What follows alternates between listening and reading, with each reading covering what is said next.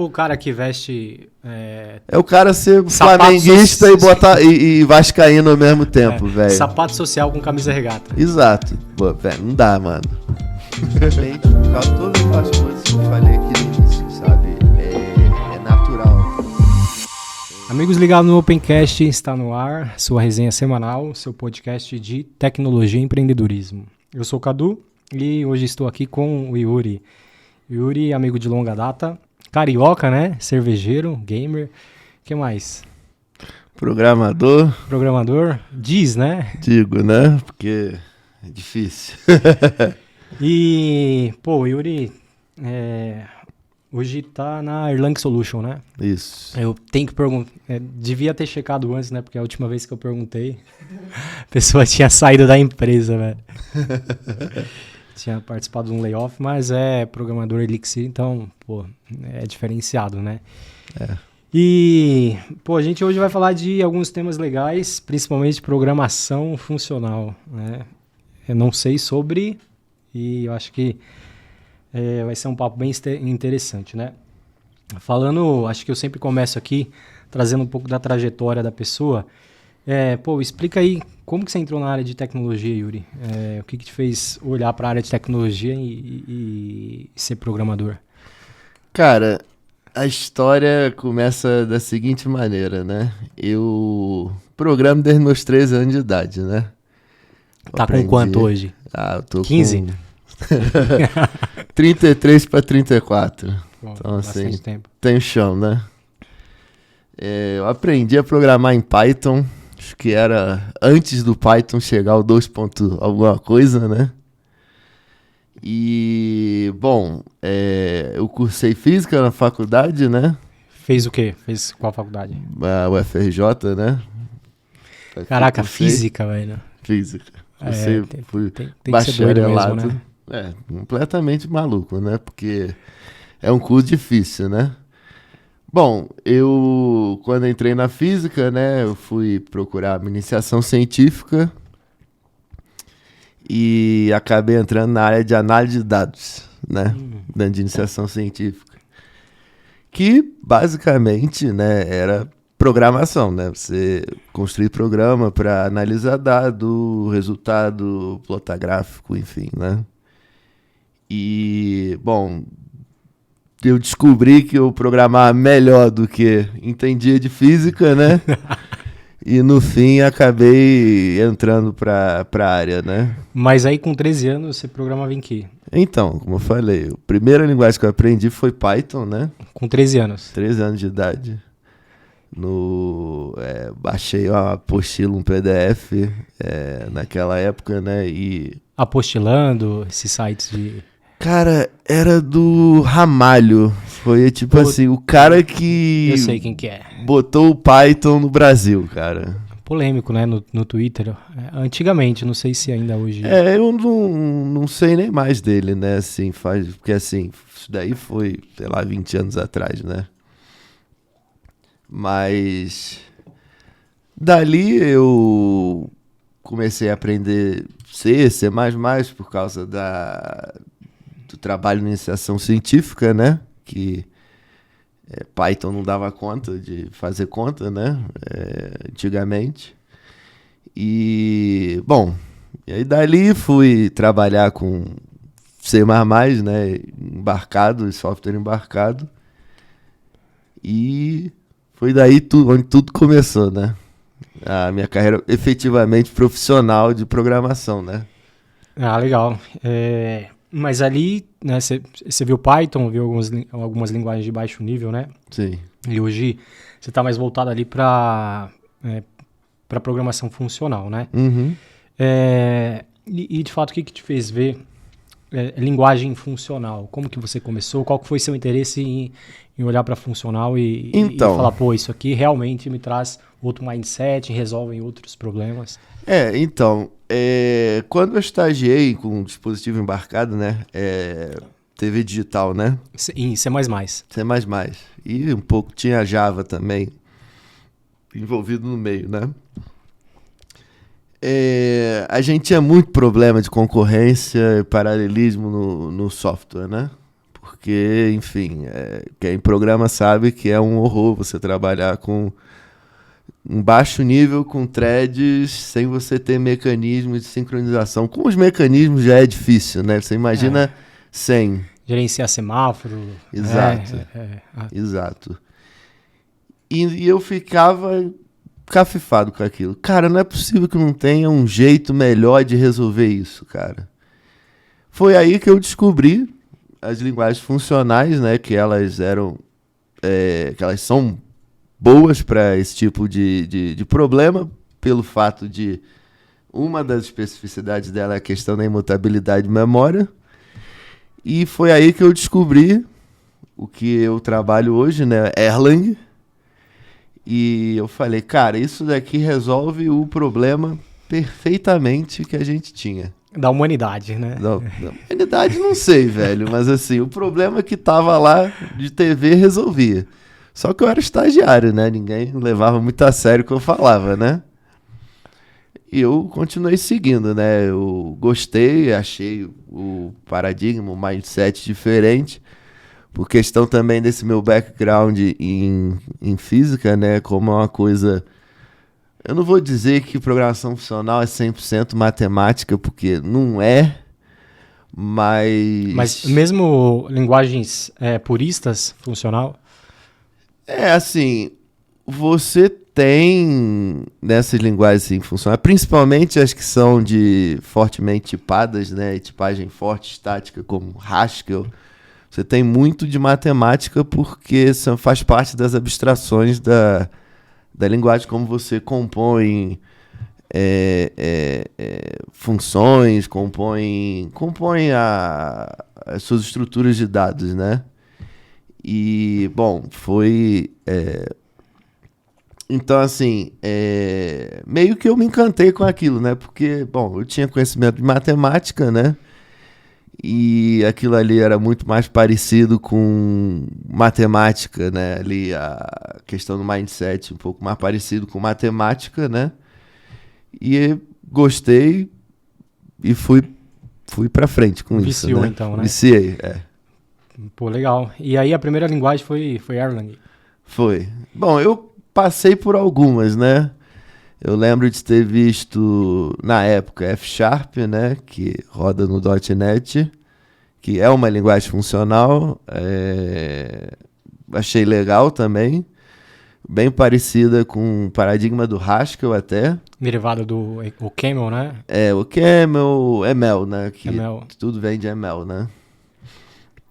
Mas o que me encantou mesmo foi a forma como o Erlang funciona, como a máquina virtual funciona, as ferramentas que tem dentro da linguagem em si, né? Isso que eu achei fantástico, assim, né, para trabalhar. A simplicidade que é você resolver esses problemas de concorrência e paralelismo com Erlang, né? Tá, Erlang é uma linguagem antiga, né? Década de 80. Sim. E aí a gente está falando de concorrência e paralelismo. O que resolvia na época, né? Não existia... Assim, existia de sistema distribuído, mas diferente do que é hoje, né? Mas aí, falando um pouco do que Erlang resolvia e do que resolve hoje, você consegue fazer um paralelo? A gente precisa ver como surgiu o Erlang, né? Mete bala aí, conta pra gente. Porque o Erlang foi criado, né, lá pelos anos 80 no laboratório da Ericsson, na Suécia, se minha memória não falha. Porque eles tinham um dispositivo lá que é um switch de telecom, né? E era muito complexo você desenvolver desenvolver software para aquele hardware, né, específico em C++, né? Então eles meio que tentaram ver como eles conseguiriam simplificar a forma de programar, assim, isso falando muito por alto, né? Porque a história vai muito mais aprofundada nesse quesito, né? Porque inicialmente a ideia deles não era desenvolver uma linguagem, era desenvolver um framework, talvez, não sei. Mas no fim acabou saindo uma linguagem, né? Que era muito parecida, muito inspirada em Prolog, né? Programação lógica. E com as características que são necessárias e muito específicas para resolver aquele tipo específico de problema, que era dos switches telecom, que basicamente é o seguinte, né? Se uma chamada de telefone, você tiver várias chamadas de telefone, se der um problema em uma, você não pode derrubar todas as outras, né? Então, basicamente, isso era uma grande dificuldade, né, de se fazer, justamente porque você tinha concorrência ali acontecendo, memória mutável e tal, né? E foi mais ou menos nesse ponto que eles queriam atacar, né, esse problema, né?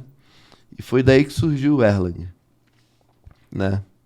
Inicialmente com uma versão de Prolog que era muito lenta, depois eles reescreveram em C, mantendo as características que eles queriam na linguagem, né?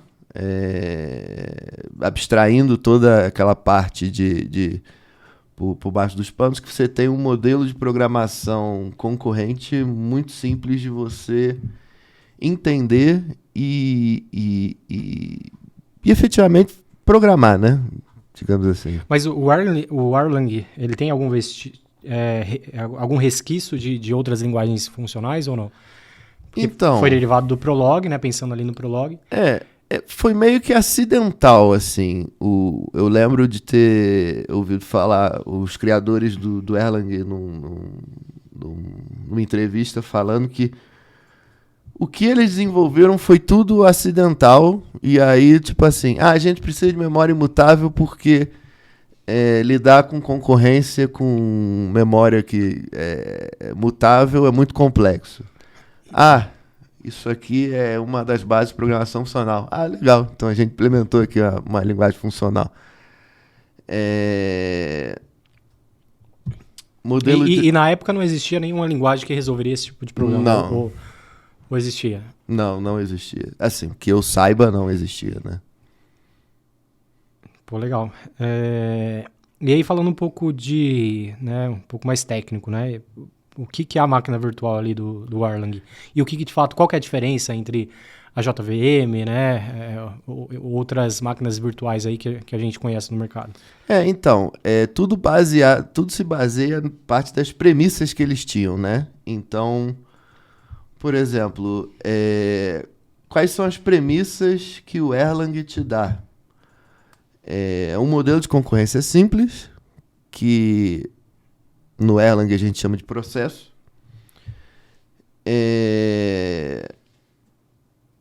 A gente tem formas de estruturar esses processos de uma forma que a gente saiba como eles iniciam e como eles terminam, né? Então, veio aí a ideia, né, do que o pessoal hoje chama de modelo de atores, né? Modelo de ator. O Actor Model, que se você parar para ver hoje, a gente tem implementações na JVM, na máquina virtual do .NET, no Akka, no Akka, né? Que o Akka, ele nasceu pro Java, né? Pra JVM. Sim. E aí tem uma abstração, tem uma versão em .NET independente, né?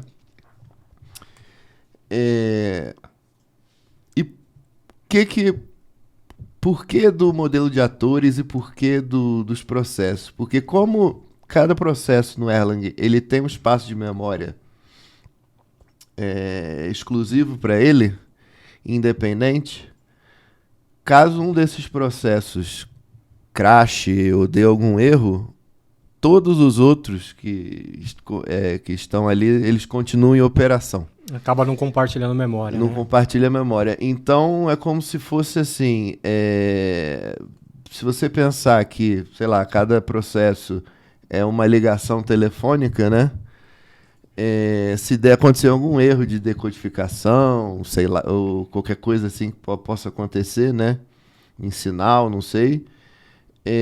Se uma ligação cair, as outras continuam funcionando, entendeu? E meio que o modelo de atores é uma forma de você coordenar esses processos, né? Para que eles, que você consiga organizá-los, né, como eu falei, de uma forma sana, né?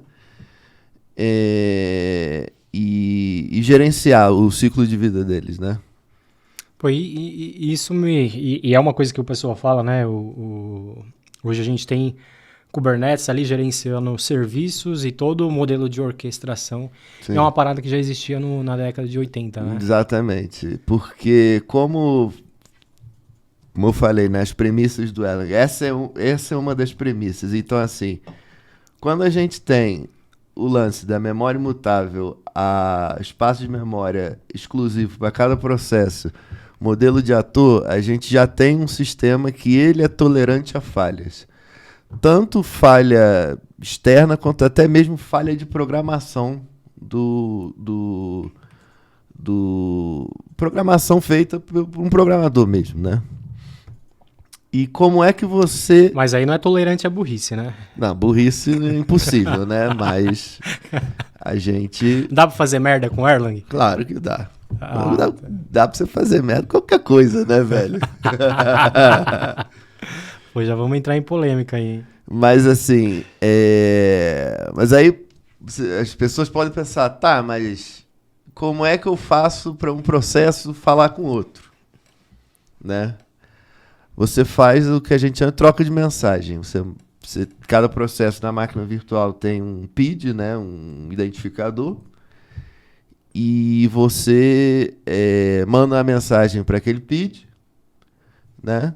E aquele PID pode responder ou não. E aí você já vê que de forma natural, isso é um modelo que escala, né? Por quê? Porque qual que é a diferença entre mandar uma mensagem para um processo que está rodando na sua máquina virtual, ali naquele nó, e um processo que está rodando em outro nó? Nenhum. Basicamente você manda uma mensagem. E a máquina virtual ela tem um esquema já de distribuição que quando você conecta uma máquina na outra, elas se reconhecem, elas criam um mesh. Um cluster, né? Um cluster, automaticamente. Então, basicamente, se você quiser falar com um processo na máquina C, só você souber o PID que está lá na máquina rede. C, na mesma rede, você manda a máquina virtual, ela resolve para onde vai mandar a mensagem para você automaticamente. Pô, então é fácil eu criar um cluster, né, no meu quarto com meus notebooks lá e subir meus sistemas e ter uma redundância ali de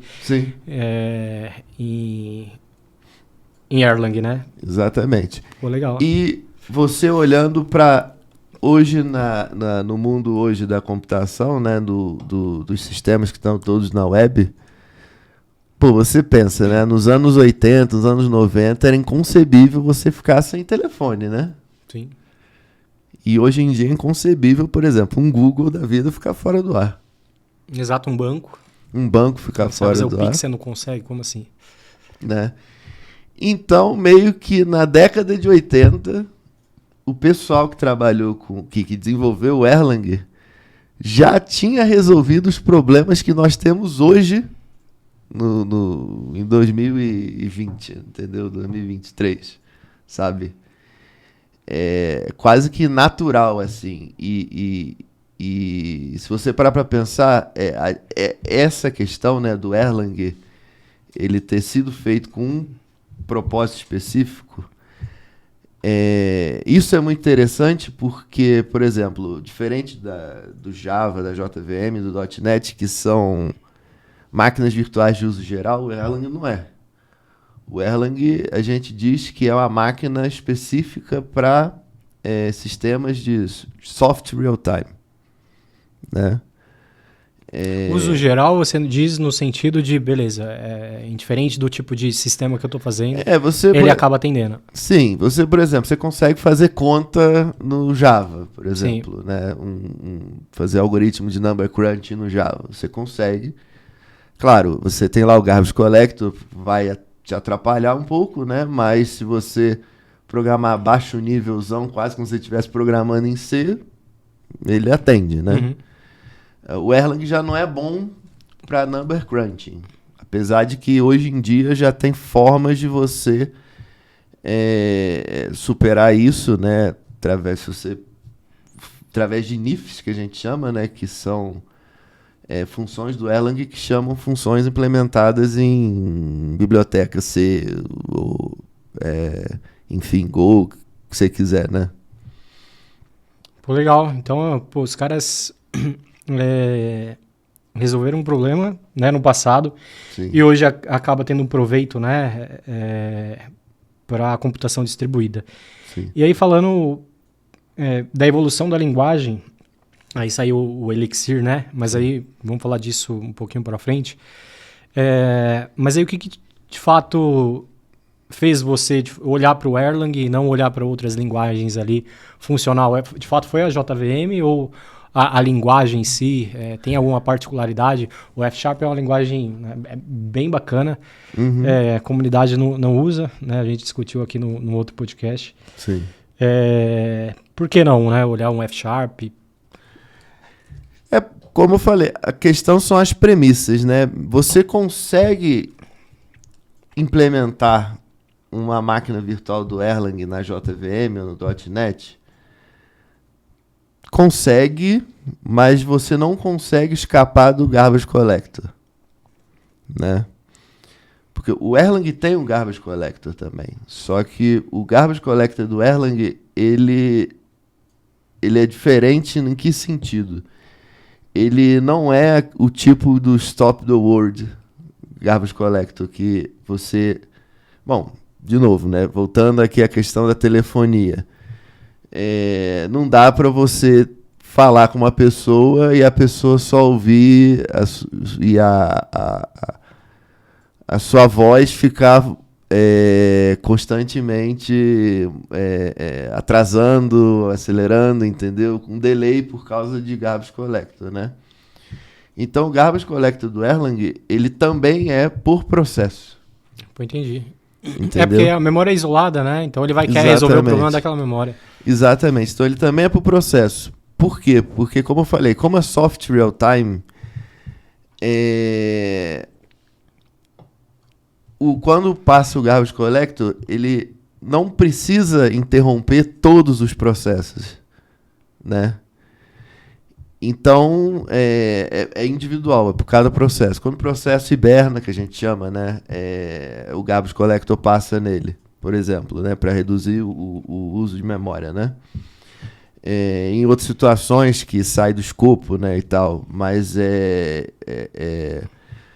tudo pensado para que a latência do seu sistema ela seja a mínima possível, né? E, bom, de novo, né? Se você parar para pensar nos dias de hoje, é inaceitável você ter uma página da web que demore 10 segundos para carregar. Nem metade, 5 segundos já né? é 5 absurdo. Segundos já é absurdo. Então, e aí é como a gente brinca, né? O Erlang, por ter essas características, a gente fala que conforme a máquina virtual vai ficando carregada de trabalho, ele vai degradando a performance dele linearmente, não seria a palavra correta, mas eu também não vou dizer que você consegue prever, mas você consegue predizer como a performance do seu sistema ela evolui com o tempo, né? E como que a latência do seu sistema também evolui com o tempo.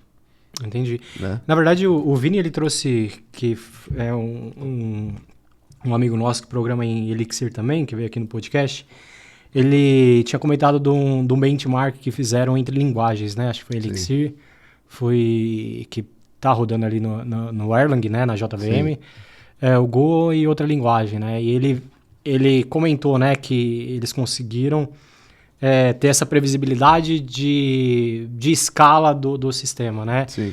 Então, acho que o Go, ele deu um pico, ele topou, né? O Erlang, ele foi constante. Sim. Você tem essa previsibilidade, né? E bom, aí vem, né? Mas a gente só falou aqui de concorrência. E o paralelismo, né? Paralelismo. Isso que é muito interessante do Erlang, né? A questão do paralelismo, porque como são processos que rodam, né? A gente tem lá um scheduler, um escalonador, né? E aí, de novo, para a gente manter latência sempre uniforme, cada processo tem a gente chama, né, no Erlang de reduções, né? Que é tipo uma cota que cada processo consegue executar durante um período lá. E aí acaba essa cota, o escalonador ele interrompe aquele processo e puxa o próximo da fila. Bom, isso tudo, você pensa, bom, isso é concorrência. O paralelismo entra quando você tem mais de um core na sua máquina. Porque o Erlang, por padrão, né, ele sobe um escalonador para cada core na sua máquina e ele faz load balance desses processos. Então a gente também brinca dizendo que, na média, quando você quer dobrar a performance do seu sistema, é só você dobrar o número de cores que você tem na sua máquina rodando a tua aplicação. Claro, é uma brincadeira, né? A gente sabe que existe um overhead porque tem sincronização entre esses escalonadores, né? Porque se um está muito sobrecarregado, o outro puxa processo, né? Mas o modelo é transparente. O modelo de concorrência do Erlang para o programador é transparente, né? Não existe, por exemplo, o que a gente tem async, await, nem threads, await, né? Disponíveis para um programador ali que está programando em Erlang. Toda a I/O que o Erlang faz já é assíncrona por definição. É natural da linguagem. É natural da linguagem. É como se você estivesse programando uma linguagem sequencial, normal, trivial, sem precisar de async, await, nada. Se faz I/O, interrompe, puxa outro processo, é natural, né? Isso que é muito interessante também do Erlang, essa capacidade de escalar não só horizontalmente, mas também verticalmente. Né? Pô, legal. Complexo, né? Acho que o pessoal vai ter... Não acreditem em mim. Façam um teste em casa. E aí, o que eu queria trazer? Acho que como você veio de matemática, né? Então você teve ali... Acho que você não teve muita dificuldade. Acho que grande parte da galera que vem de orientação a objeto acaba tendo essa dificuldade de virar o mindset e entender funcional. Para você foi tranquilo entender como que o modelo funcional funciona? Né? Meio redundante aí. Assim, eu acho que é uma questão de adaptação, né? Se você começa a programar numa linguagem orientada a objetos, para você orientação a objetos vai ser natural. Se você começar a programar, sei lá, em C, procedural, normal para você. Se você programar em linguagem funcional, o modelo funcional vai ser. Além do paradigma em si, né, dessa especificidade, existe a sintaxe, né? É isso que às vezes difere um pouco também. Você usar padrões que uma linguagem hoje em dia tem, né? As linguagens estão cada vez mais se tornando híbridas, né? Adotando paradigmas funcionais. Mas sim, existe... Além dessas peculiaridades, a sintaxe em si.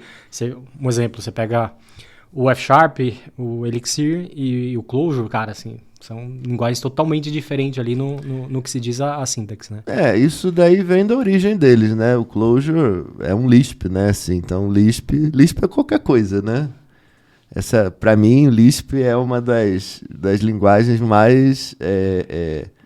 underrated de todas, porque o Lisp você tem um poder de abstração e de desenvolver um programa complexo de uma forma simples, assim, muito fácil. Simples não, né? Pelo amor de Deus. A linguagem em si é complexa, né? É porque, assim, você tem... É abstrato, né, cara? Eu acho que quando as coisas vão para um nível abstrato, é difícil de você entender. É a mesma coisa, orientação a objetos. Você entender o que é um objeto, a hierarquia, herança, quando você usa uma interface, polimorfismo, são complexidades. Né? Quanto mais poder de abstração, exato, mais dificuldade você tem. Né? Mais dificuldade você vai ter. E mais poder de fazer merda você tem, né? Com certeza. Eu não disse que você não conseguiria fazer merda com o Lisp. Você consegue fazer muita merda com o Lisp também. Né? Mas a linguagem te dá um poder absurdo para você. O Lisp em peculiar... Tá, mas explica aí o que é o Lisp. Só dando um overview aí. Lisp basicamente é um negócio que veio da década de 50, né? Que é List Processing. Basicamente é isso, né? List Processing. E o Lisp, você consegue criar blocos de código que você consegue injetar dentro do seu código, né? Que a gente chama de método de programação, né? E isso te dá um poder de abstração absurdo, porque você consegue, por exemplo, criar um dialeto de SQL em Lisp, né? Você não precisa de ter uma coisa que foi adicionada na linguagem, como, por exemplo, um link da vida, para quem trabalha com .NET, que é quase que uma Domain Specific Language, né, para SQL. Mas aquilo ali é uma coisa que foi colocada na linguagem. No Lisp você consegue criar aquilo sob demanda. Então você consegue no Lisp criar um dialeto que transforma funções em HTML, né? E você mantém ali o seu padrão de codificação ali normal de Lisp, né? Só que aquilo ali te retorna um HTML, te retorna um CSS, entendeu? Te retorna um SQL, uma query de SQL, entendeu? Como se você estivesse escrevendo mesmo um SQL, né? Isso é um poder que o Lisp dá, né? Que eu acho muito interessante. Clojure. Com Clojure, né? O F#, como é de ML, né? O próprio paradigma de ML, como é feito, né? Porque, assim, qual que é a principal diferença também, né? Entre Clojure e F#, né? É que o F# é uma linguagem fortemente tipada, e tipada de forma estática. O Clojure, ele é dinâmico, né? Você tem alguma preferência? Tipo... Cara, eu vejo valor nos dois, mas hoje em dia eu fico muito mais com tipagem do que sem tipagem. Tá. Então hoje esquece JavaScript. TypeScript, né, gente? TypeScript. Por favor. Não, mas eu tava comentando aqui com o pessoal que às vezes você pega alguns códigos em JavaScript, em TypeScript, né? E a galera viciada ali em tipagem fraca, a galera coloca N em tudo, né? Então você tem a programação orientada a N. N é horrível, né? Você não sabe o que você está esperando, né? Exato. É o que eu falo. Você delega trabalho para o compilador, ou você vai ter que criar mais teste unitário, né? Se você tem uma linguagem dinâmica, você vai ter que testar new, testar coisa maluca que vai vir, entendeu? Que você não espera. Sim. Né? E aí vamos entrar no Elixir. Eu acho que é bacana a gente falar disso. Então você começou com Erlang. E Elixir existia na época ou não? Elixir estava embrionando. Elixir já tem 10 anos, né? Completou 10 anos. Mas o Elixir estava embrionando ainda, né? Eu posso dizer que eu vi a comunidade do Elixir surgir, nascer e crescer, né? Quando eu efetivamente comecei a programar com Elixir, né? Tá, e explica aí o que é o Elixir, um pouquinho da história, porque foi feita por um brasileiro, então acho Sim, que é José importante. Valim. O José Valim, para quem não conhece, né, ele era um dos maiores contribuidores para o Rails, né? E se a minha memória me falha, né, da história que ele conta, o Ruby, a gente sabe, né, o Rails, ele não é um negócio que... uma plataforma que é conhecida por escalabilidade, né? Claro, você consegue escalar, mas não é a linguagem mais rápida do universo. E eu lembro que, na época, era muito complexo você adicionar funcionalidades de tempo real, né?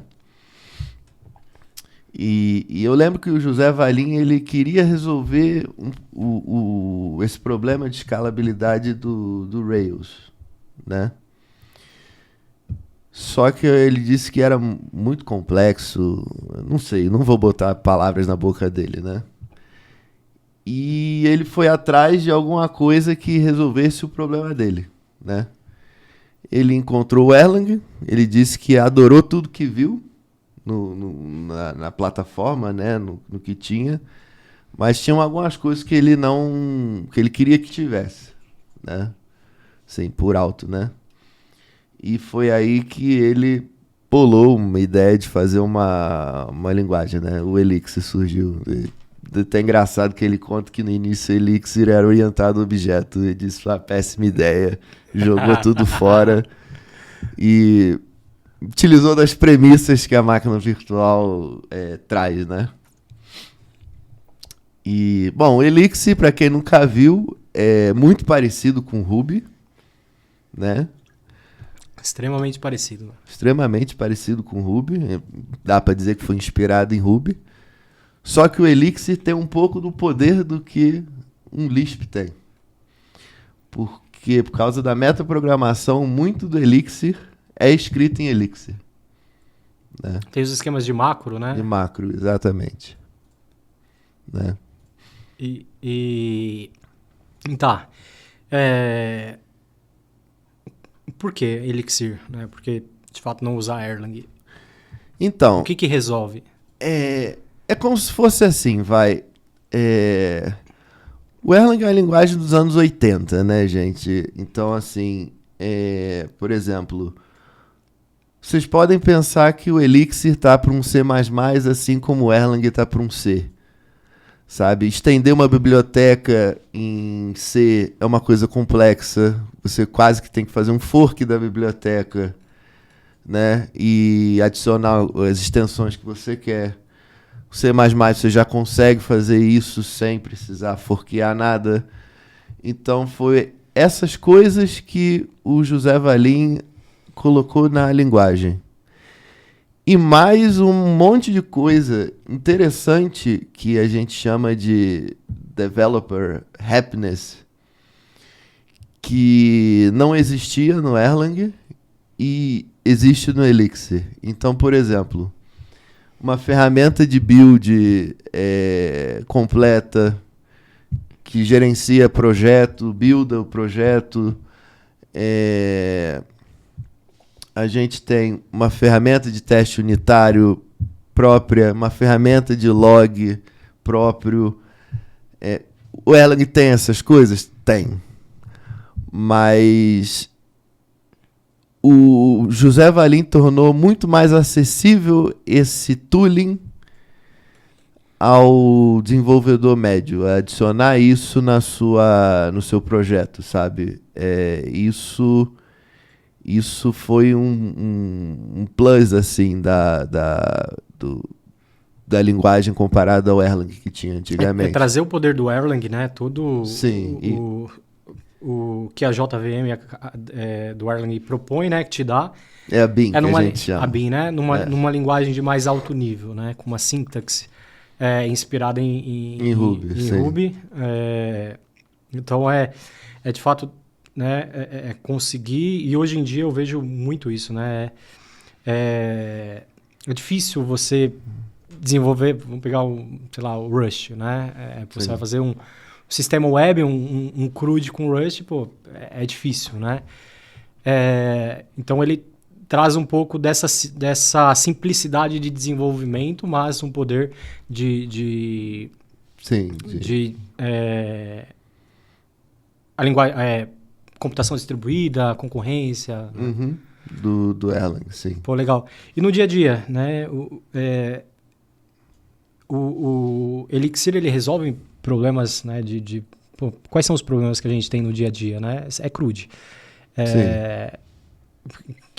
Qual que é a vantagem de se usar um Elixir ou usar uma linguagem, né, orientação a objeto, um C#, um Java? Olha, eu diria para você, com toda sinceridade, que se é para fazer um CRUD, não tem diferença nenhuma, tá? Eu acho que vai muito mais da questão de que você está confortável a usar, né? Mas se você quiser ir um pouco além disso... O que é além disso? Por exemplo, real time. Se você quiser usar sockets na sua aplicação. Um chat, um exemplo. Um chat em Phoenix, que seria o equivalente ao Rails do Elixir, né? O Django do Elixir. Fazer um chat é uma tarefa de, sem zoeira, 15 minutos. Fazer um chat funcional, com canais, tudo é uma brincadeira de 15 minutos. Né? Pô, rápido. E não só um chat que funciona em uma máquina virtual. Um chat que funciona de forma distribuída, sem você precisar de, por exemplo, um Redis para fazer pub-sub, enfim, entre nós. Né? Basicamente é isso. É tipo assim, você tem um chat que funciona de forma distribuída em 15 minutos. Pô, legal, bacana. E aí, falando um pouquinho... Hoje você atua com Elixir, né? Sim. O que você está resolvendo no dia a dia? Cara, hoje eu estou resolvendo problemas de logística. Né? Conta um pouquinho aí. Então... Os problemas de logística que a gente resolve, basicamente, otimizar de qual warehouse um pedido sai, né? Como ele tem que ser, se ele vai ser particionado em vários pedaços para poder ser enviado de forma mais barata. São esse tipo de problema que eu estou resolvendo hoje com o Elixir. Pô, legal. Vamos entrar em polêmica ou não? Se você quiser, a gente entra. Orientação a objeto, cara. Qual que é a sua opinião? Assim, né? Tem cortes aqui, então fica à vontade. Assim, cara, orientação a objeto, ela é muito boa para uma determinada classe de problemas. Para outras é horrível. Um exemplo. Cara, o web. Eu não acho que o web combine com orientação a objeto, por exemplo. Porque, cara, você não precisa de uma estrutura de herança. Você quer salvar um pedido numa tabela de um banco de dados. Não precisa de uma classe para fazer isso. Você precisa só de um esquema de dados, né? Uma migration e acabou. Entendeu? Você não precisa de ter trazer toda uma abstração. Uma abstração. Que isso é um objeto, que eu preciso instanciar esse objeto, entendeu? Eu acho que hoje em dia... Mas aí, assim, a gente está falando por cima um caso, um cenário simples, né? Um caso de uso simples só de persistência.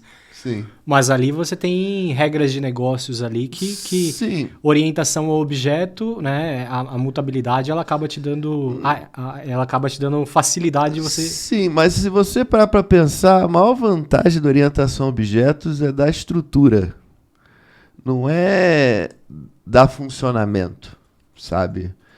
Você usa orientação a objetos para você estruturar a sua aplicação de um jeito que tenha uma hierarquia que faça sentido, sabe? Mas será que... E aí eu vejo que às vezes não é um problema do paradigma, às vezes é um problema de quem está modelando isso, né? Porque... Sim, com certeza, mas... Você entender domínio de negócio e você conseguir modelar de uma maneira que de fato representa aquilo que deveria representar, não é algo trivial. Sim. Dificilmente hoje, né, as pessoas acabam conseguindo fazer isso devido à flexibilidade que o paradigma te dá, né? Então, eu vejo assim, né? É o que a gente estava falando. Às vezes, essas especificidade do paradigma de orientação a objeto, às vezes acaba sendo utilizado de uma maneira que... Com certeza. acaba sendo errônea, né? É. Equivocada. Um exemplo que a gente deu no podcast passado é interface, né? Interface Sim. não é para resolver problema de injeção de dependência. Não.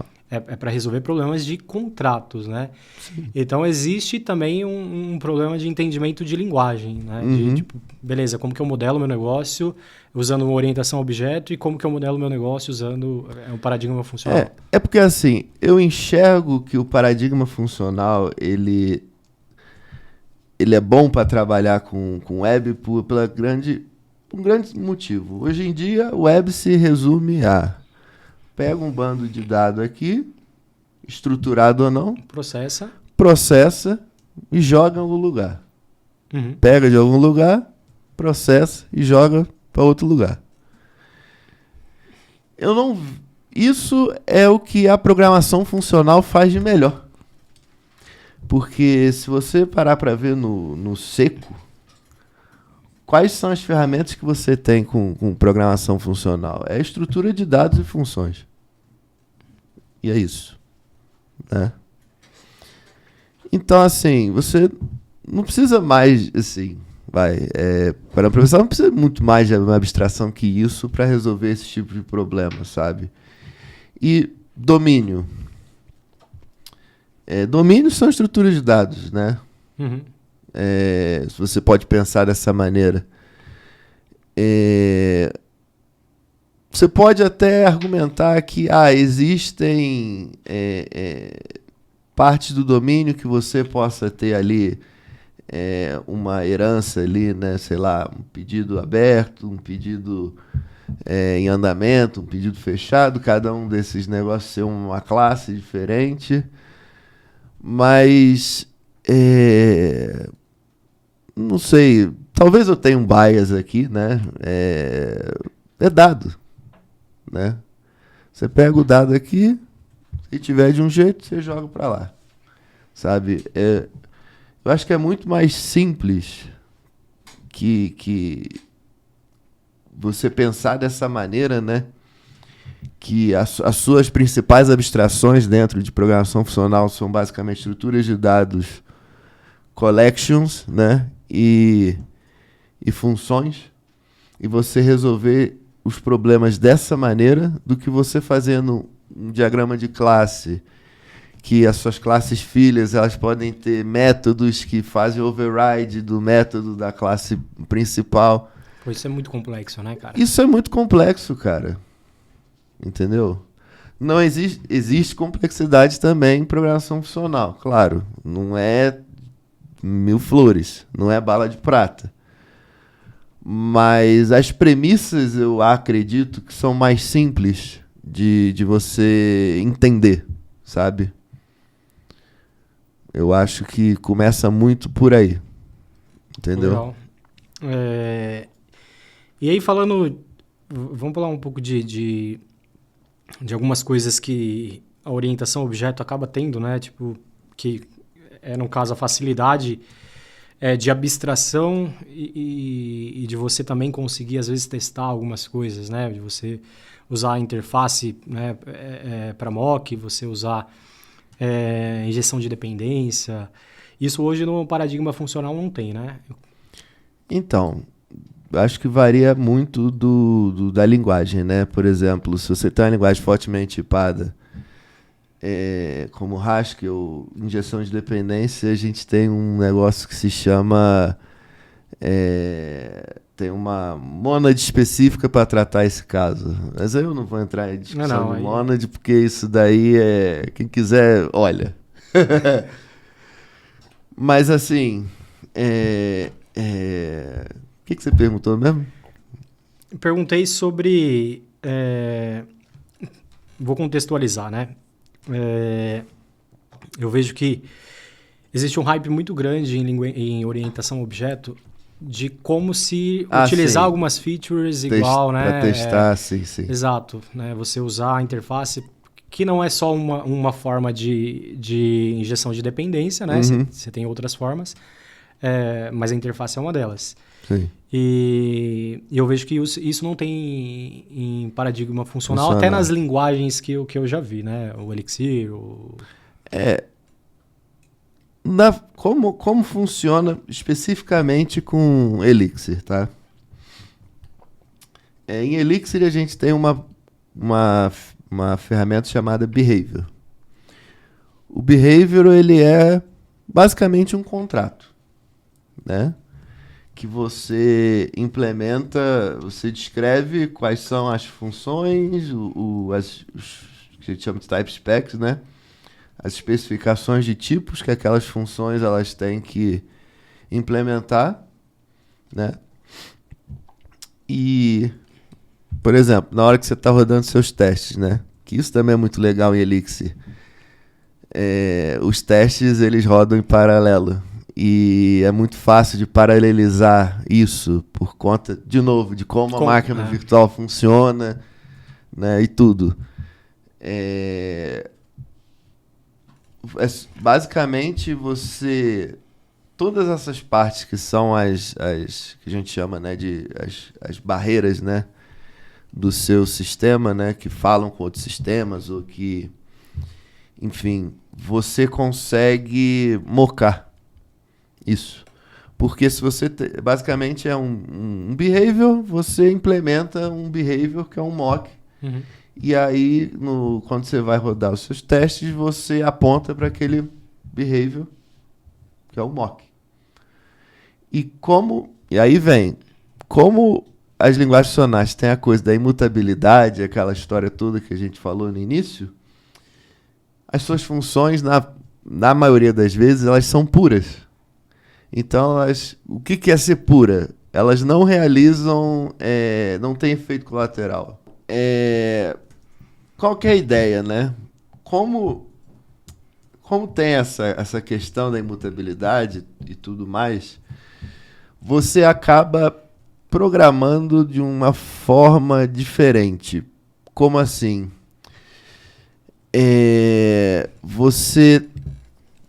Por exemplo, você tenta sempre pegar todos os seus efeitos colaterais, né? Ou seja, falar com o banco de dados, salvar no banco de dados. Você leva isso para as bordas do seu sistema, né?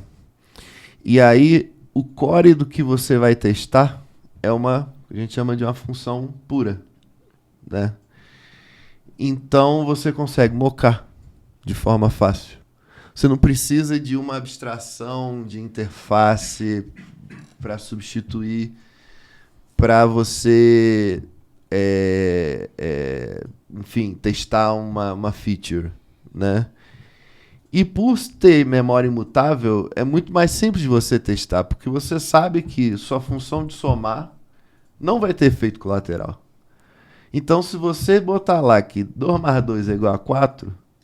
nunca, jamais vai acontecer um caso que 2 mais 2 vire 5. Que pode acontecer com orientação a objeto, mas numa linguagem funcional, teoricamente, isso não deveria acontecer, né? Porque, de novo, você consegue fazer cagada em qualquer lugar. Mas é como se o paradigma funcional, ele automaticamente, ele faz com que você enxergue a forma de fazer o design do seu software de um jeito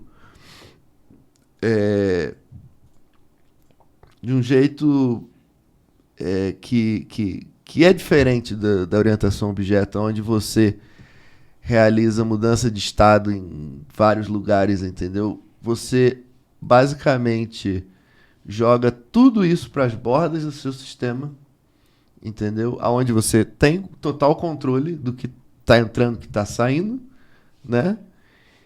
E basicamente aqueles dados que você mocou, que vêm da borda, eles passam por funções que são idempotentes, por assim dizer, que você sabe qual é o resultado dela sempre, dado dois valores, Dado o parâmetro. dados parâmetros dela, entendeu? Entendi.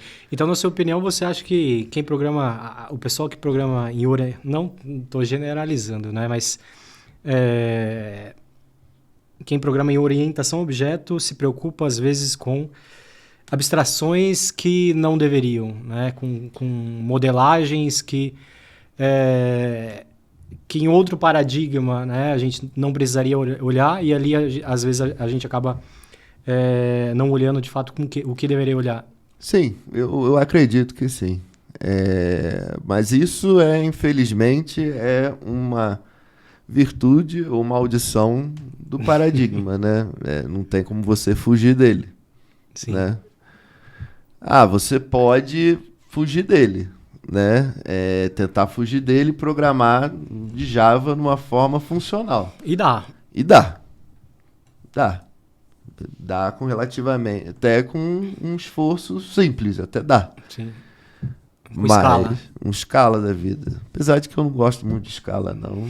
Mas isso daí O Mário vai ficar chateado. O Mário vai ficar chateado. Mas eu vou guardar minhas considerações para Scala. Mas, enfim, é útil, né? Mas eu acho que vai muito disso, sabe?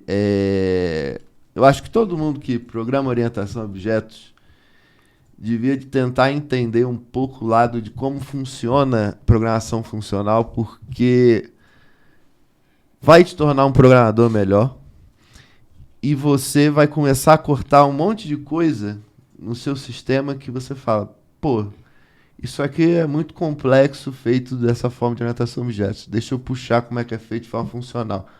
Você pode misturar os dois e não tem problema, sabe? No fim das contas, para mim, o melhor código é o código mais simples. Sim. Entendeu? Quanto menos abstração, mais simples de entender um código, né? Então, se você pegar as melhores partes de cada paradigma, perfeito, né? Pô, legal. E isso se aplica também pro C Sharp, né? Que você gosta pra caramba. C Sharp. Pode falar, cara. Pode falar. Não, assim, não tem nada contra o C Sharp, né? Eu só acho que o C Sharp peca, é o mesmo, sim. Pra quem não conhece, não é uma pessoa, né? Bom, já que falou de C Sharp, eu tenho que falar de Scala, né? Ele peca do mesmo problema de Scala, que é abraçar o mundo, adiciona um monte de feature nova, e a linguagem, ela meio que perde a essência dela, sabe? Não que isso seja ruim, mas eu acho que isso torna a linguagem complexa demais. Foi até uma parada que eu tava comentando com os meninos. Hoje, para quem vai aprender C Sharp, eu acho que é complexo, né? Porque existe toda uma features, né? Da base ali, da versão 1 em diante ali, né? 3, Sim. 4, enfim. Hoje a gente tem ali, nem sei qual que é a versão que tá hoje, acho que é o 9. Não sei já. Eu sei que é .NET 8 que vai sair agora. E assim, cada vez mais estão se adicionando features e você tem todo um legado ali que você precisa entender como que funciona, até Sim. porque o sistema legado existe, né? Sistema legado existe. E é complexo de você entender todas essas features, né? Caso de uso, o que resolve. Então, eu vejo isso, né? Para quem quer começar, o C Sharp acaba sendo uma linguagem difícil, né? Acaba sendo inflada. Não sei outras, né? O Java. Nesse ponto eu acho que o Java é um pouco mais sóbrio, né? Que o Java é como ele sempre teve um fluxo de desenvolvimento mais lento, né? E agora que eles até que estão lançando versões, acho que a cada 6 meses, 8 meses, não sei agora. Mas você vê que o Java, comparado ao C Sharp, ele não tem todas essas funcionalidades adicionais que tem no C Sharp e no Java. E eu acho que os desenvolvedores da JVM, né, do Java, eles são um pouco mais conservadores com relação ao que eles vão colocar na linguagem para o que faz sentido, para o que a linguagem se propôs a fazer. Sabe? Mas aí tem uma parada também que a gente, né, tem que levar em consideração, é que até então a Microsoft era uma empresa fechada, né? Sim. E a Microsoft abraçou o Open Source tem relativamente pouco tempo. Certo. Então você tem uma corrida aí no tempo para você conseguir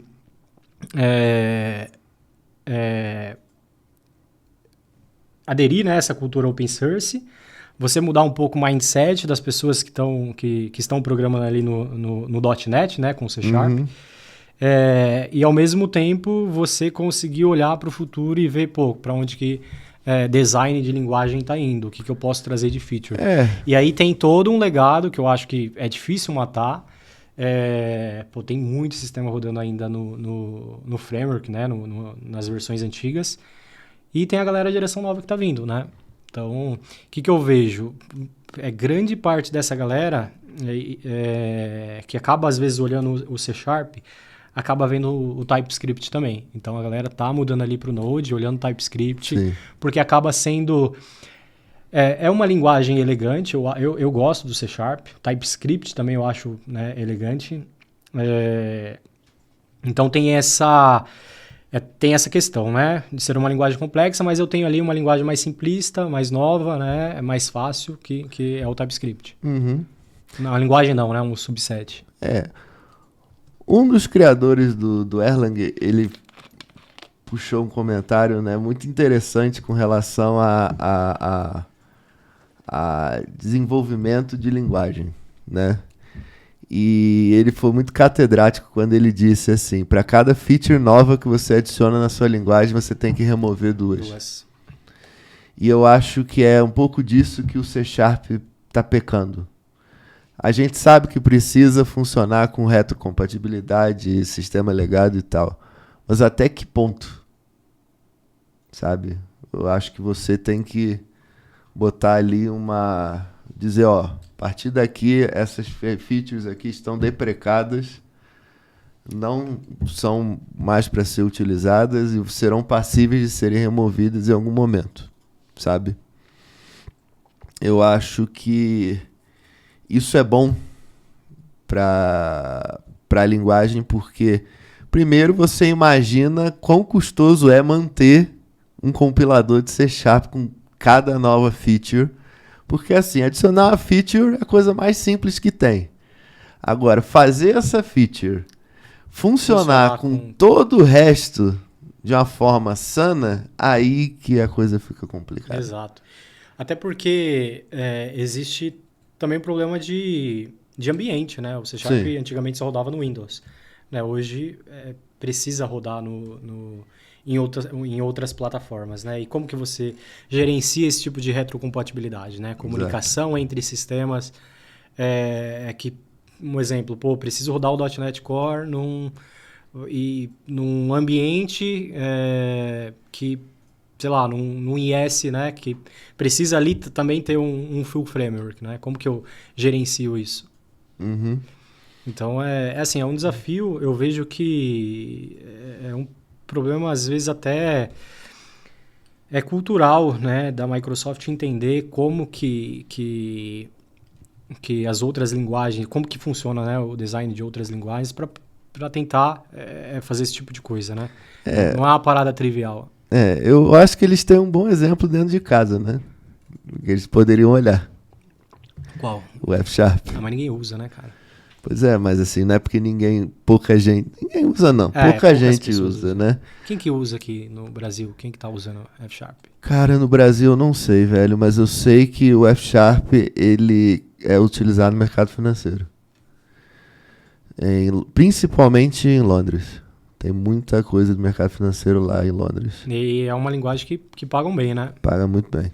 Diga-se de passagem, até então paga muito era bem. acho que estava em primeiro ou segundo lugar, né? Das linguagens mais bem pagas. Uns 3 ou 4 anos atrás era primeiro lugar. Tinha um hype da... Como que é o nome dela? Daquela empresa... É o e-commerce que foi comprado pelo Walmart. Ah, o Jet, né? Sim. Existia um hype aí também, hype, né? Sim. Assim... Não, mas mas assim, eu acho que os designers as pessoas que são responsáveis pelo C Sharp, eles deviam de ver como as coisas funcionam, como as features são adicionadas ao F Sharp, como é que as coisas são levadas em consideração e pensar mesmo, porra, será que vale a pena mesmo adicionar isso só pelo fato de que é cool e tem que botar e vamos botar, sabe? Uhum. Eu acho que parte muito disso também, sabe? Eu acho que precisa pensar, porque senão eu falei que não ia falar, mas vou falar, né? Igual Scala. Scala, ele é complexo à toa. Canhão pra matar um... Né? Porque o Scala quis abraçar o mundo, quis ser funcional, orientado a objeto, tudo ao mesmo tempo. E é uma doideira. Você vê lá código em Scala, às vezes é um código todo orientado a objetos, às vezes é um código funcional. Você não tem um estilo definido da linguagem, né? Como é que você consegue ter uma uniformidade no ecossistema de uma coisa que é assim? Acho que não dá, né? É tipo o cara que veste... É o cara ser flamenguista e vascaíno ao mesmo tempo, velho. Sapato social com camisa regata. Exato. Pô, véio, não dá, mano. Pô, legal. E falando um pouco de hype, né? Microserviços. Como que lida? Existe esse hype para essas linguagens, no caso Elixir? Cara, sim. Porque assim... É natural, hype né? Hype não, né? A gente não pode dizer que é hype, mas... Assim, é quase que natural, né? A questão de você ter... Eu nem digo microserviço, mas de você... já pensar o seu sistema para ele ser distribuído, sabe? E o Erlang, quando eu falo Erlang e Elixir, é a mesma coisa, né? Ele permite isso de forma muito fácil, né? Justamente por causa de todas aquelas coisas que eu falei aqui no início, sabe? É natural você falar de microserviço, SOA, né? SOA é foda, hein? Você falar disso, né? Não, SOA, velho. SOA. SOA. Hã? SOA. Service Oriented Architecture. Pô, isso aí a gente utilizava... Não. Mas microserviço vem... É isso, né? É que o nome mudou, né? Pra ficar cool, porque SOA... que diabo é isso, SOA? É microserviço. Beleza. É a mesma coisa, velho. A diferença é que você manda uma mensagem na fila e o outro você usa Corba. Daí, XML. Você usa SOAP e outro você usa REST. Né? Entendeu? Mas é a mesma coisa, não muda nada, sabe? Acho que, sim, pro Erlang isso é natural. Isso daí, acho que nem é um problema, sabe? É tipo assim, aquela coisa tipo... sério que isso é um problema? Entendeu? Mas aí você não precisa... Deixa eu tentar contextualizar. Existem problemas hoje que você lidar com aplicações distribuídas usando a arquitetura de microserviços que você precisa se preocupar, né? Sim. Alguns padrões, né? Retry, enfim.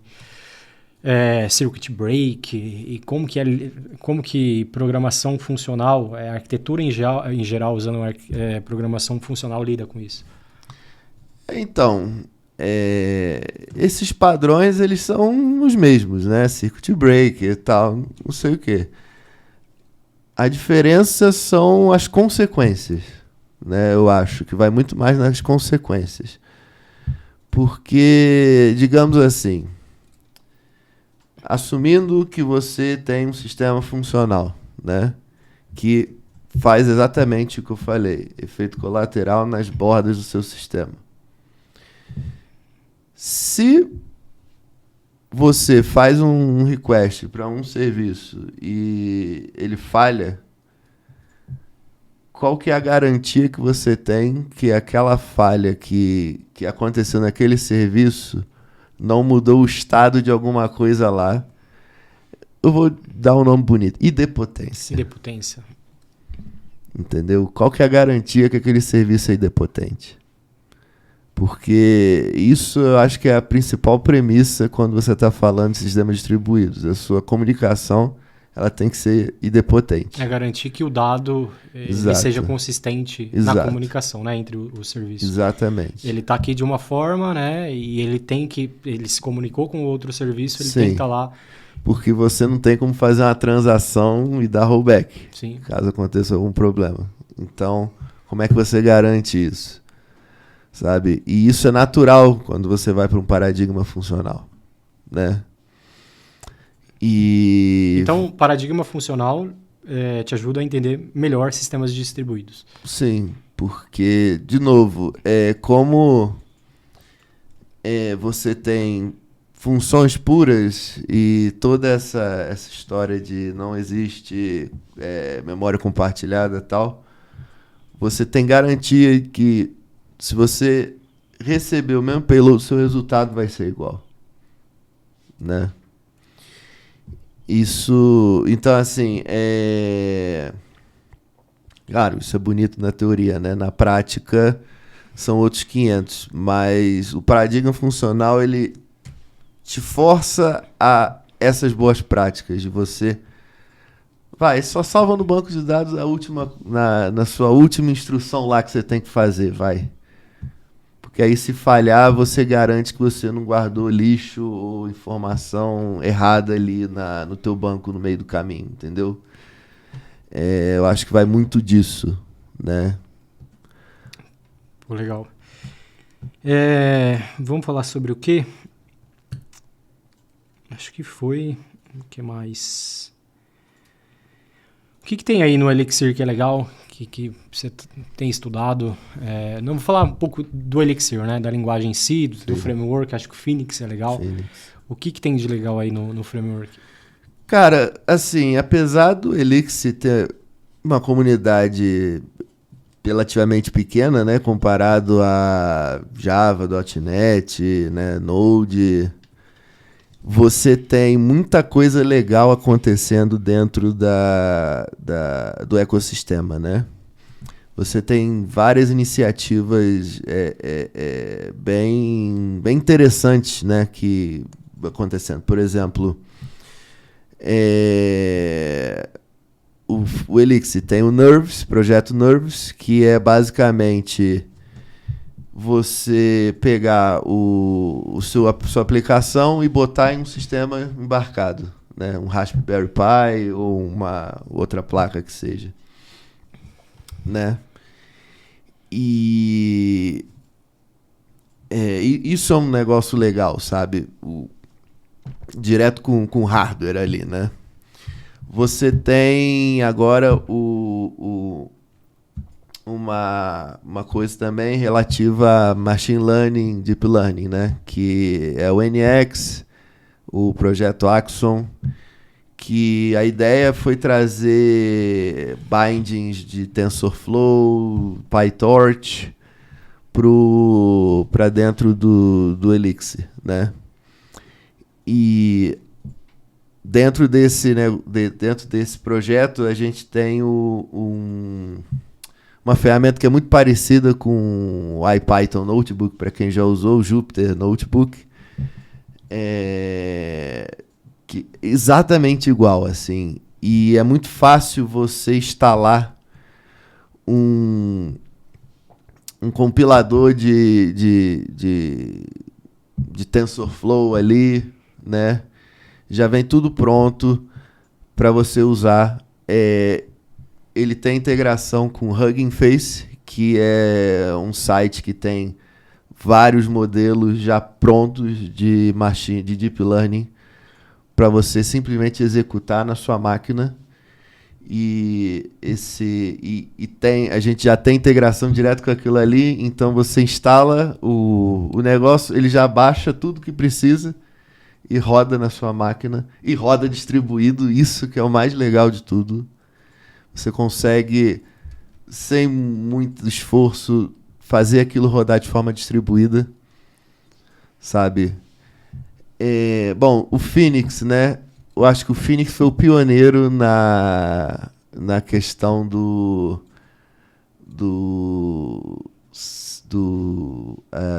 front-end sem JavaScript, né?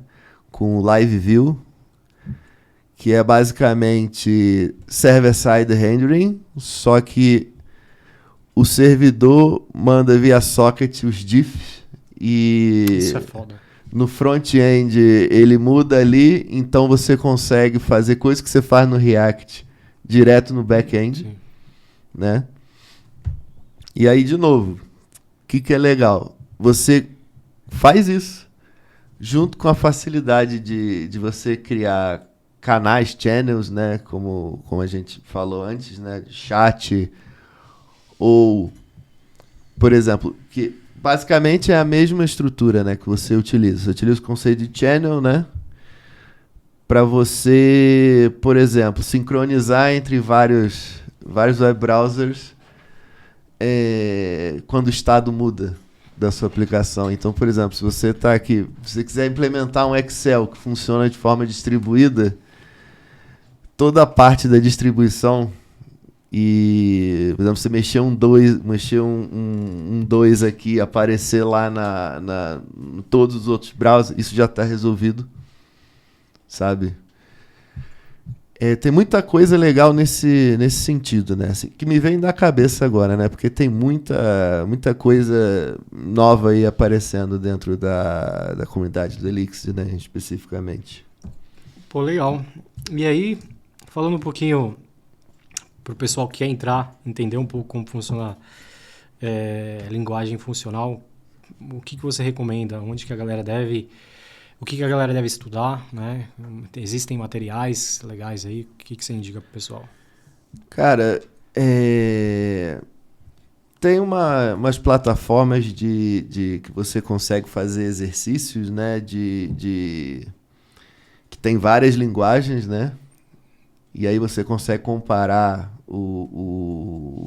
a sua solução com a de outras pessoas, né? Eu acho que isso é um bom caminho, né? Tem a Exercise, né? Exercismo é uma delas, né? Fugiu a cabeça, é tanta coisa. Fugiu a cabeça. Exercismo é uma delas, entendeu? É um bom caminho. Assim, ler a documentação, eu acho que é fundamental. Especificamente para o Elixir, você entrar lá no site do Elixir, a documentação é muito boa. Aliás, isso é uma coisa que tem que tirar o chapéu. A documentação da linguagem e da grande maioria das bibliotecas do Elixir, né, são excelentes. Tanto navegar na documentação quanto como está escrito é excelente. Excelente. Não acredita em mim. Vá lá ver. É excelente. E falando de linguagem, indica alguma linguagem? Bom, é que eu trabalho, né? Eu acho que é uma linguagem simples de aprender. Não vou dizer que é fácil, né? Porque a gente diz, né, que existe o Elixir sequencial e o Elixir concorrente, né? São duas coisas diferentes, né? Mas eu acho que aprender Elixir é uma boa linguagem para você entrar no mundo funcional, né?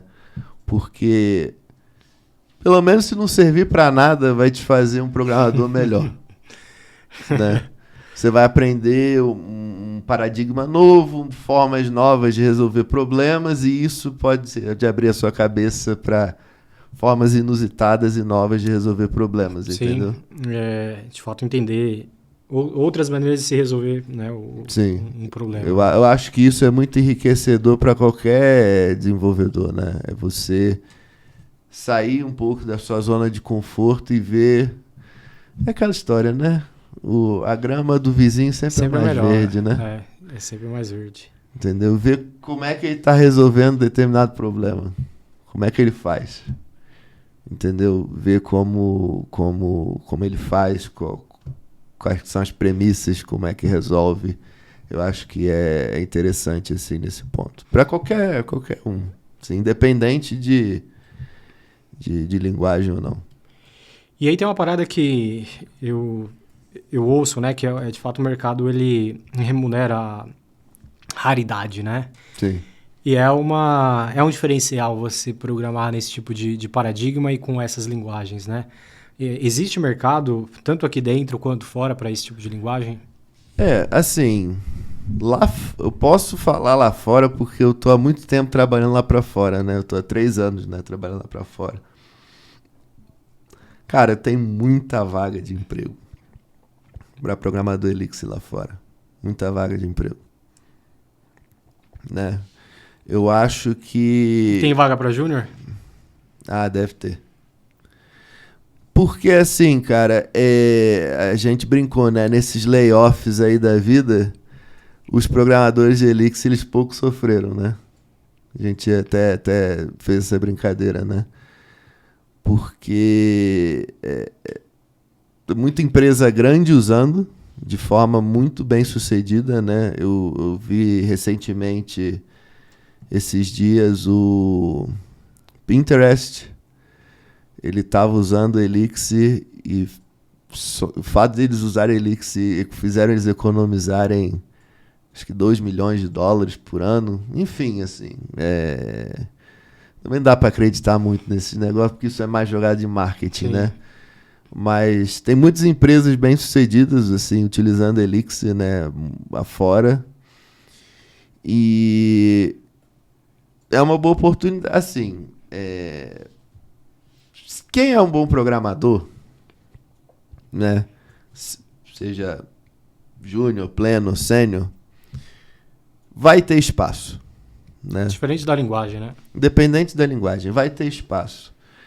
E eu digo que se você já tiver experiência na sua linguagem, for pleno, sênior, você já vai entrar com uma vantagem aprendendo a programar Elixir e arrumando um trampo com Elixir, né?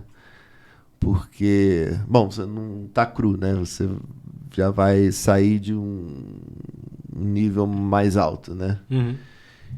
Então, eu acho que assim, é um bom caminho para quem quer dar uma mudada de área, assim. Aprender Elixir, porque tem muita vaga lá fora de emprego, assim.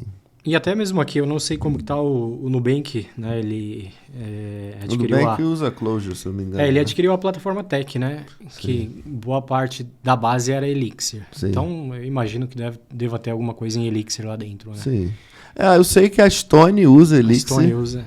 Né? Usa bastante até.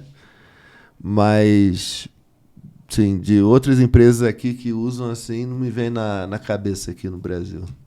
Show. E que tipo de outra droga você recomenda aí? Tô falando de tecnologia, tá? Tecnologia? Cara, eu acho que falta muito as pessoas irem às ideias esquecidas, saca?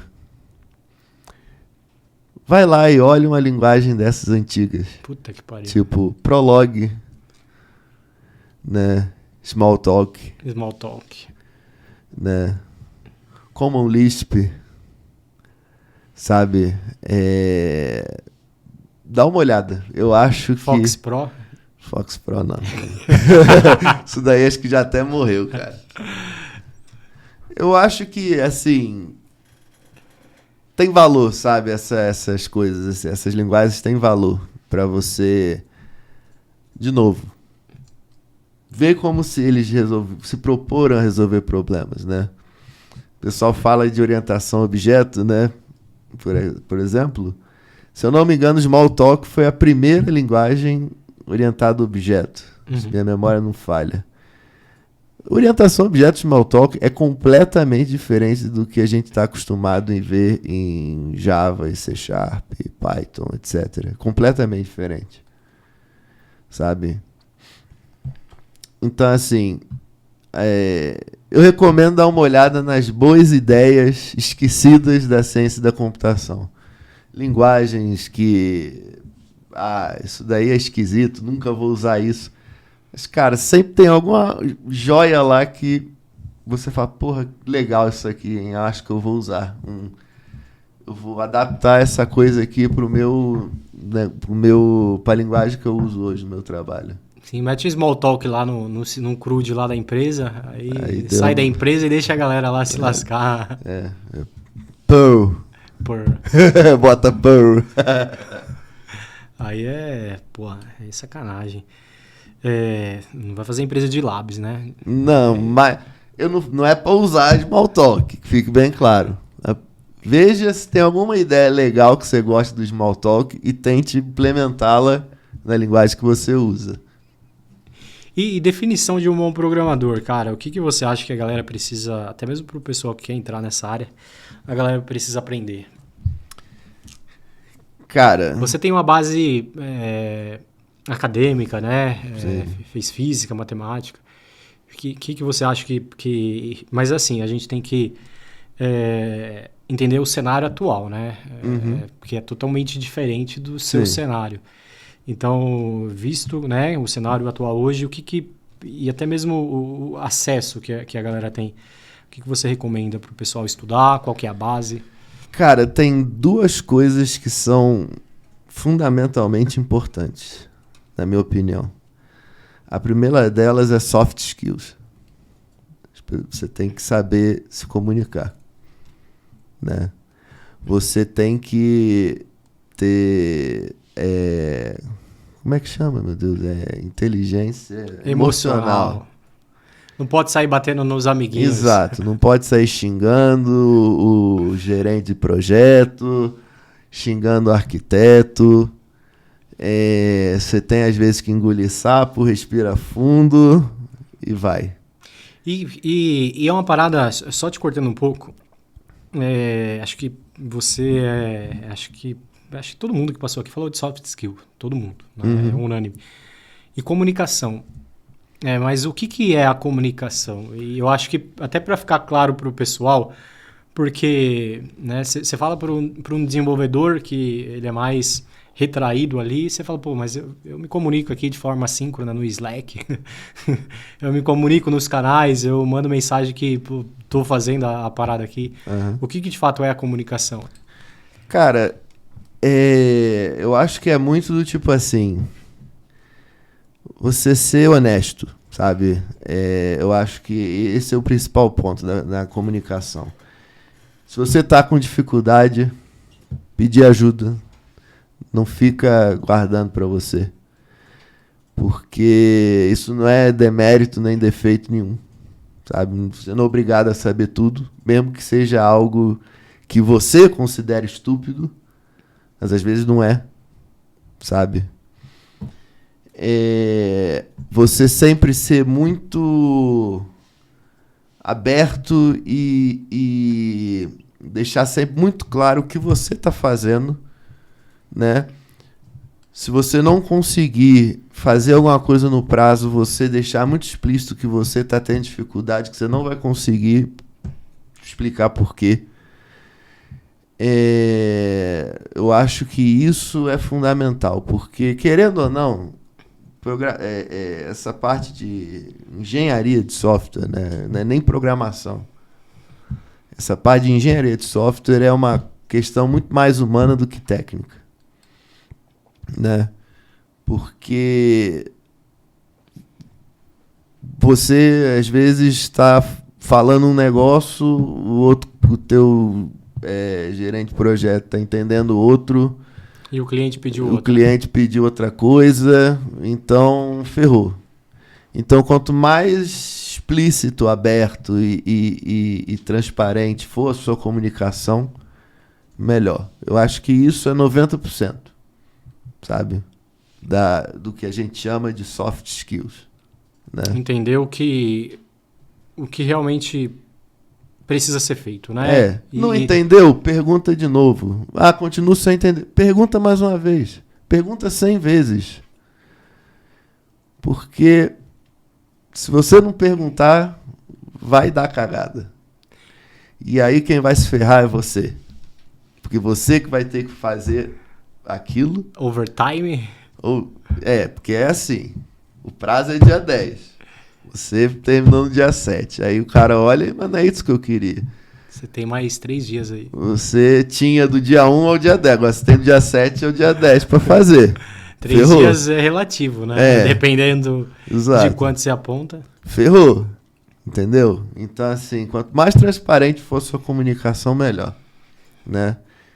E não é só a dificuldade. Se tiver problema emocional, porra, hoje eu não tô bem. Cara, nem todo mundo acorda bem. Fala, porra, gente, hoje eu não tô me sentindo bem. Eu vou tirar honesto, umas horas. Seja honesto, velho. Cara, ninguém vai te julgar porque você... Porra, seu gato morreu. Você tá triste. Cara, ninguém vai te julgar porque você não foi trabalhar. Não pode mentir, dia. Né? Vai levar a avó no CrossFit? Levar a avó no CrossFit não dá, né? Não sei, vai que a sua avó vai que ela atleta. É atleta, tipo Schwarzenegger. Tem que ser honesto, acho que. Mas é honestidade, gente. A partir do momento que você entrega e você tem boa vontade e você é colaborativo, e a galera, existe essa percepção de que você tá ali para aprender, né? Eu acho que ninguém tá ali com um chicote querendo que você se torne sênior em 1 ano, 2 anos, né? Então, existe a jornada, né? Sim. Se o cara te contratou sabendo que você não é sênior, ele não te contratou esperando que você vai virar sênior do dia pra noite. Sim.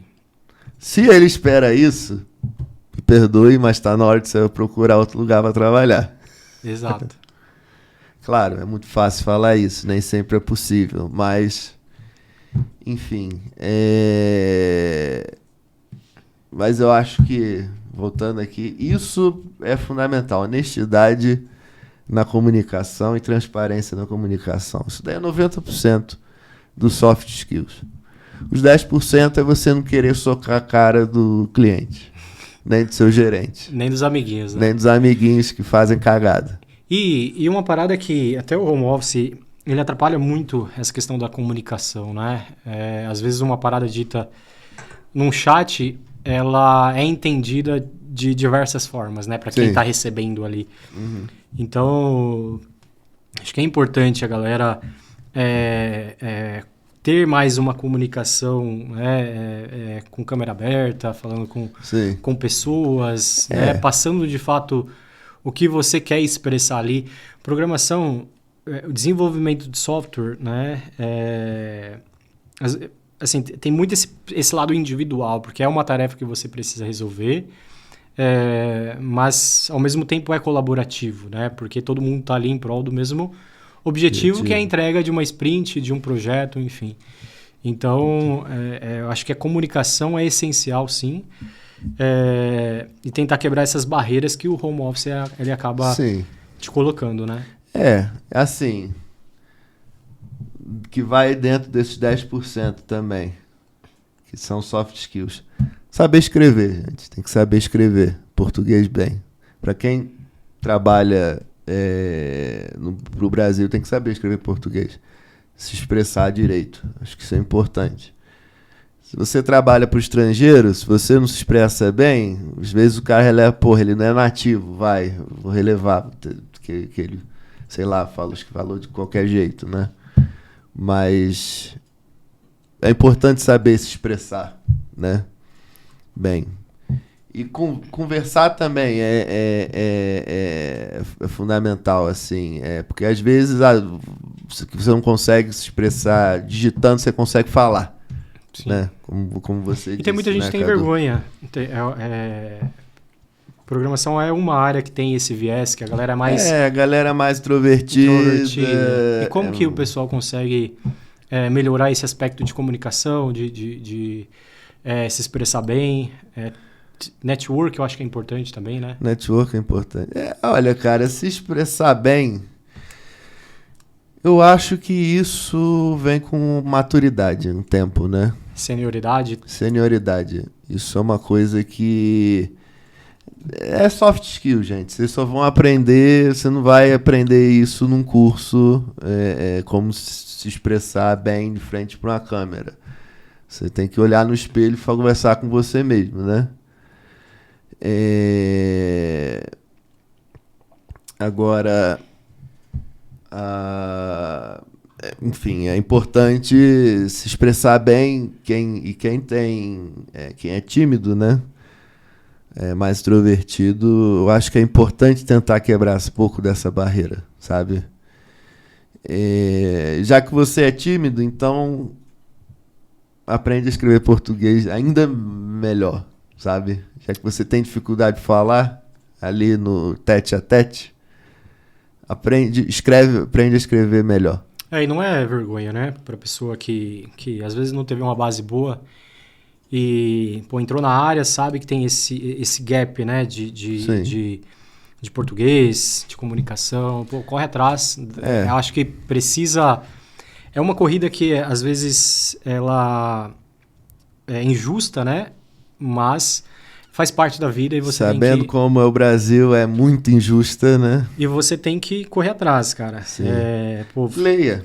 Exato, melhor forma de melhorar seu português é lendo. Lê jornal, lê livro, não vai ler revista. Leia. Né? Vai ler jornal de fofoca, né? Às vezes é até bom, né? Porque aí você vai aprender a escrever um texto mais extrovertido, entendeu? Exato. Mas lê alguma coisa que te interessa. Sim. Né? Acho que isso é importante. Agora, já na parte técnica, né? Cara, eu acho que a coisa mais importante é ler também. Documentação. Se você quer ser um melhor programador, um melhor desenvolvedor de software, você precisa ler a documentação do que você está usando, da linguagem, da ferramenta que você está usando. É importante você ler a documentação. Porque, assim, eu já vi muito júnior, e não é demérito, ele gasta 3, 4 horas do dia dele tentando resolver um problema que você, fazendo a pesquisa de 1 hora, a linguagem às vezes tem exatamente a feature que você... No mesmo caso de uso. No mesmo caso de uso, que assim, já está resolvido para você. Eu acho que quem quer avançar nessa área precisa ler a documentação. Precisa dormir com o livro da linguagem debaixo do travesseiro. Mas assim, tem um problema na sua frente. Pensa, ok, eu preciso resolver esse problema. Como eu vou resolver? Vai lá, olha a documentação. Vê se tem alguma coisa parecida que resolve o seu problema. Dali, você traça o caminho. Né? Porque assim como você tem esse problema, dezenas de pessoas também já tiveram esse problema. E muito provavelmente a linguagem, o framework que você está usando, ele já resolveu esse problema. Que é um problema comum. Né? Sim. Então, leia é muito importante a documentação da linguagem, da ferramenta que você está utilizando. Entender o que você está fazendo, né? Às vezes pegar um código no Stack Overflow, no ChatGPT, e não entender o que você está resolvendo, o que aquele código faz. Sim. É por isso que eu acho que a primeira coisa é vai na documentação, ver como se tem algo que resolve o seu problema. Você viu, beleza, tenho isso aqui. Você não sabe usar, aí você vai no Stack Overflow e vê como usar X, que você pesquisou antes. Aí sim, beleza, é assim, assim, assado, vai lá e faz. E a segunda coisa que vou dar aqui uma atenção secundária, mas, enfim, acho que vai de como você entende, é praticar. Porque eu vejo que programar é muito mais uma coisa artística do que uma coisa mecânica, né? Porque é uma coisa que vem da criatividade, não tem jeito. Programar é um trabalho intelectual criativo. Então, tem uma dose de criatividade e uma dose de padrão de engenharia, sabe? A parte criativa você só vai sacar praticando. Por isso que eu sou ruim desenhando, né? Mas eu sou péssimo desenhando também, velho. Eu só consigo fazer palitinho. E eu pratiquei pra caralho, hein? Até que pariu, hein? Pois é, eu só sei fazer palitinho, velho. No máximo eu faço umas caricaturas toscas, né? De, sei lá. Isso não vale pra programação, né? Não. Praticar é importante também, né? Pra você justamente solidificar o que você aprendeu, né? Utilizar a ferramenta, ver como ela funciona na prática, fazer teste de casos de uso. Porque no fim, quando você chega arquiteto de sistema, né, quando você fica responsável, eu tenho que resolver esse problema, sabe o que o cara faz? Não é que o cara entende. O cara chega e fala, eu vou botar um Kafka aqui porque eu acho que resolve meu problema. Ele vai lá, ele é pago para trabalhar 8 horas por dia, 40 horas por semana, para fazer teste dessas porra e dizer, aqui, o Kafka resolve meu problema, implementa usando o Kafka. Não, tem uma palavra que vem antes aí. Depende, né? Depende. O arquiteto, ele tem esse jargão, né? Mas a ideia é essa, gente. Ele é pago para testar coisa e falar para você fazer. E aí, uma outra polêmica, né, pra gente encerrar. Na sua opinião, você falou de arquitetura, existe arquiteto júnior? Cara, não. Puta, tem uma galera que vai ficar chateada, hein? Não. Cara, arquitetura de software é uma mistura de criatividade,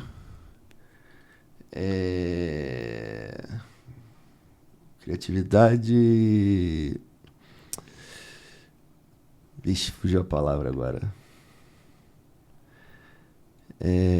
Cicatrizes de batalha, tá?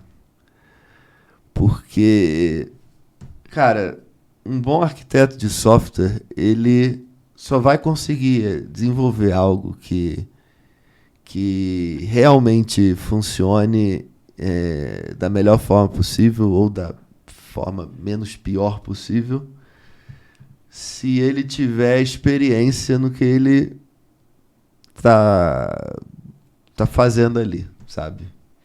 E parece um pouco de contradição que eu falei do cara fazer teste. Só que o que acontece?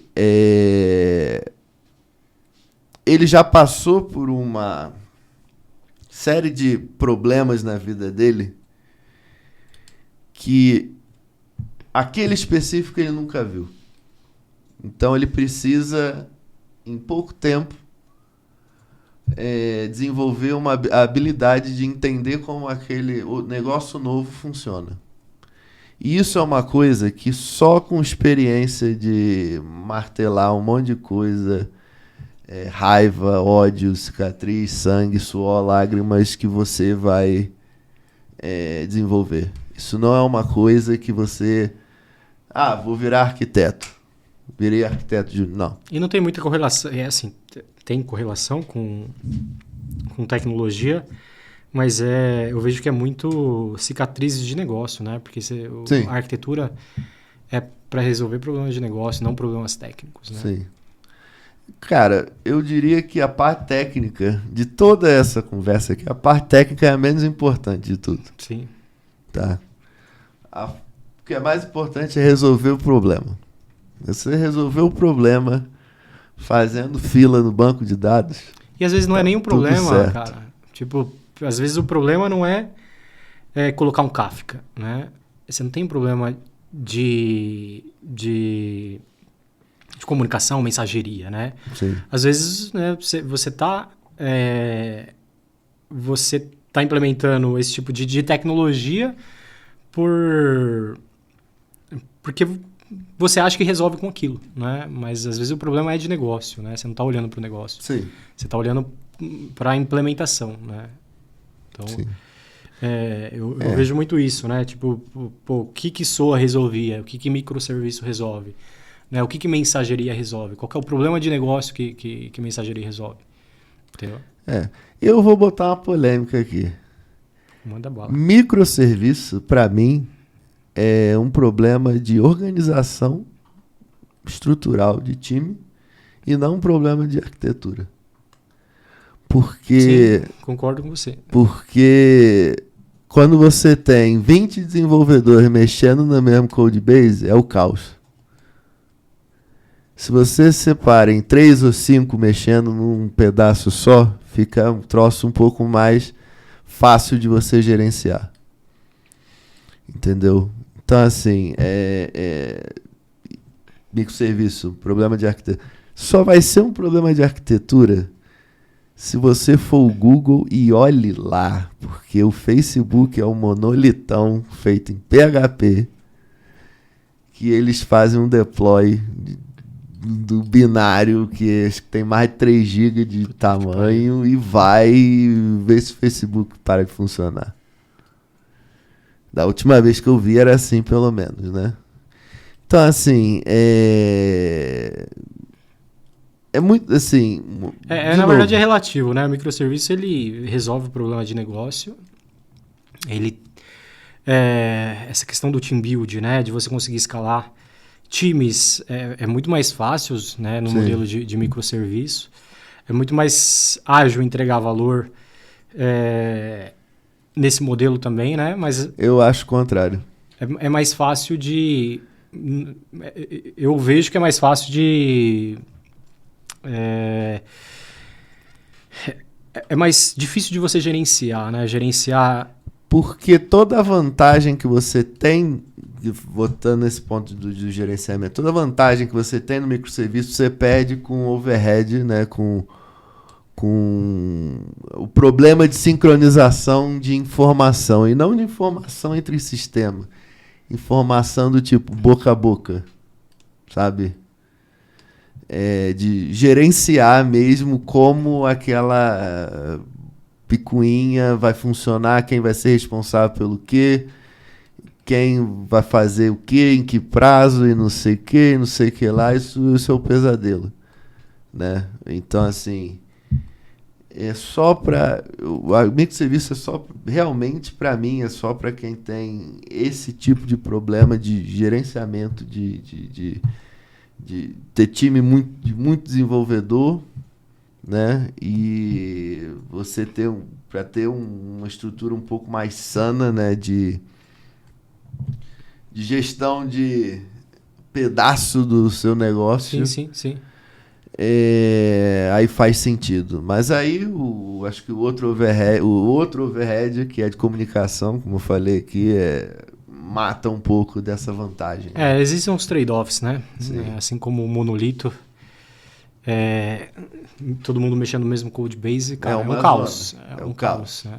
Mas aí não é um problema de negócio, é um problema dos desenvolvedores. O negócio tá nem aí. Deixa a galera fazer merge, né? Com um monolitão lá, 200 nego programando ao mesmo tempo, lançando feature. Pô, isso é um caos, né? Ninguém dorme. Mas é isso. Deixa uma mensagem aí pro pessoal, quem quer entrar, principalmente aprender programação funcional. Gente, pra quem programa e acha programação funcional um bicho de 7 cabeças, não é. Só parece, mas não é. Bom, e pra quem tá começando a programar, que tá ouvindo a gente, escolhe uma linguagem e vai. Não pensa muito em paradigma, não. Sabe? Escolhe uma linguagem e vai. Depois, se você quiser ter interesse, aí você efetivamente faz a sua mudança lá. Mas programação funcional é muito legal. Eu acho que é muito mais simples do que o orientação a objetos, né? Eu acho que os problemas mais comuns que nós temos hoje é muito mais simples de você resolver com programação funcional do que propriamente com orientação a objetos, né? Pelas coisas que a gente já comentou aqui anteriormente. E acho que é isso, velho. É isso. Show. Obrigado, Yuri. Espero trazer você mais vezes aqui pra... A gente não entrou em nenhuma polêmica, mas eu acho que com o Mário aqui, com a galera aqui, acho que dá pra fazer uma mesa redonda, não, né? Uma mesa quadrada aqui. Pra gente discutir e trazer pontos de vista, eu acho que é legal. É isso aí, obrigado. Então, pessoal, curta aí, deixa o seu like, comente aí se você gostou do vídeo. Acho que seria legal a galera começar a opinar o que vocês gostariam de ver aí nos próximos vídeos. E é isso, valeu, obrigado. Valeu. Valeu, Yuri. Valeu.